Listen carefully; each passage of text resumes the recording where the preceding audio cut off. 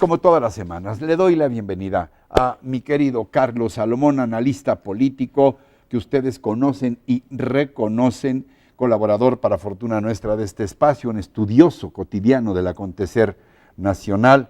Bueno, se van Beltrones, se va Basabe, están pasando cosas muy intensas en Oaxaca. ¿Por dónde empezamos, mi querido Carlos? Pues yo creo que podemos empezar por Oaxaca, Ricardo. Yo quiero decirte que tú y yo y la audiencia y Sergio Hernández y Toledo aman Los dos Oaxaca grandes y pintores. amamos Oaxaca, ¿no? Oaxaca es llenarse los ojos de arte. Sí. Pero lamentablemente en los últimos años en Oaxaca ha habido un desgobierno, ha habido una ausencia, y lo que ese bello Oaxaca, todo lo que significa Oaxaca, cayó en el abandono. Y el domingo pasado y el sábado, pues tenemos manifestaciones, no de los maestros, de grupos sociales inconformes, pues que además tienen razón en un momento dado de estar inconformes. Pero ¿qué ha pasado en Oaxaca? ¿Por qué llegamos a esta situación en Oaxaca? Pues hay un solo responsable, Ricardo. Es el exgobernador o el casi exgobernador Gabino Cue, que ha 5 años gobernado y que era una esperanza. Era, digamos, lo apoyó López Obrador, lo apoyó el PRD, lo apoyó el PAN. ¿Y qué hizo 5 años Gabino? Un acto de omisión, de abandono del Estado. Es una de las grandes desilusiones políticas, ¿verdad? Y entonces hoy esa bella Oaxaca de Toledo, de Sergio Hernández, los grandes pintores, de Rodolfo Morales, pasa pues por días y meses muy difíciles. Lo que pasó, los muertos que hubieron el domingo, etcétera, hacen pues que reflexionemos y que tenemos que encontrar en Oaxaca, ese es lo que es Oaxaca. Ahora, lo que es muy importante es lo que la nota que dábamos hace un rato, que el secretario de Gobernación, Osorio Chong, interviene y ya va a haber diálogo. Sí, porque ante la ausencia de la autoridad local, el gobierno federal tiene que entrar. Entonces, el secretario Osorio creo que los va a recibir el jueves y va a una mesa de diálogo. ¿Por qué? Porque en esta ocasión el gobierno federal tiene que resarcir la ausencia del gobierno estatal y empezar a hablar con los maestros y las organizaciones sociales.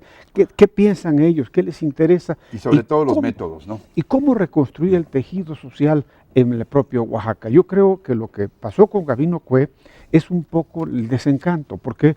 Porque esa izquierda ha traicionado la moral y la ética política. Ahora, de ahí te quiero platicar por analogía. Lo de Basabe, ¿no?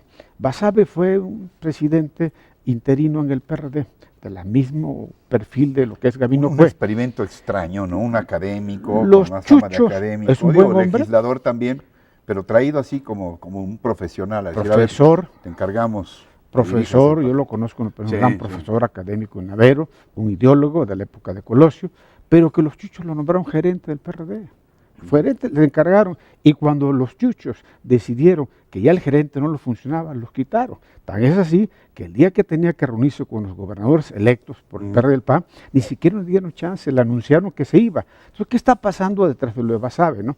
Esa izquierda ha decepcionado a mucha gente. Esa izquierda no tiene una solidez ideológica, Ricardo, pero eso es muy grave para el país, porque el país requiere una buena derecha humanista y una buena izquierda social, porque son los equilibrios del poder, porque si no se da lo del 5 de junio. ¿Qué pasó el 5 de junio? Esa fiesta de la gente salió a votar, el PRI le pasó una locomotora encima, ¿no?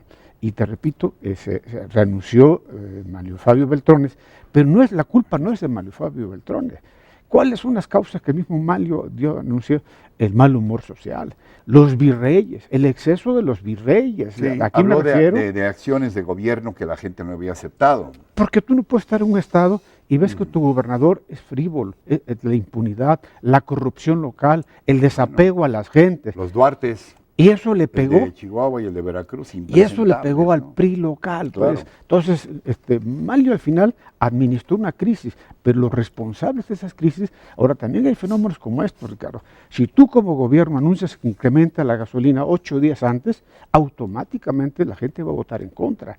Si tú como gobierno declaras la guerra a la iglesia, con esos matrimonios, va a operar la iglesia en tu contra. Entonces, un cóctel de problemas que hicieron. ¿Van los cálculos políticos o cómo? Yo creo que mala operación política y además la gente refleja lo que el gobierno hace. Entonces eso es el cóctel. Yo creo que así como Basabe fue el gerente del PRD, yo creo que a Manlio no es su responsabilidad. No alcanzó a pagar todos los fuegos. No puede ser Superman ante esas condiciones tan adversas de la economía. Tan es así que renunció. Yo tengo la impresión que será Carolina Monroy, interinamente presidenta del PRI.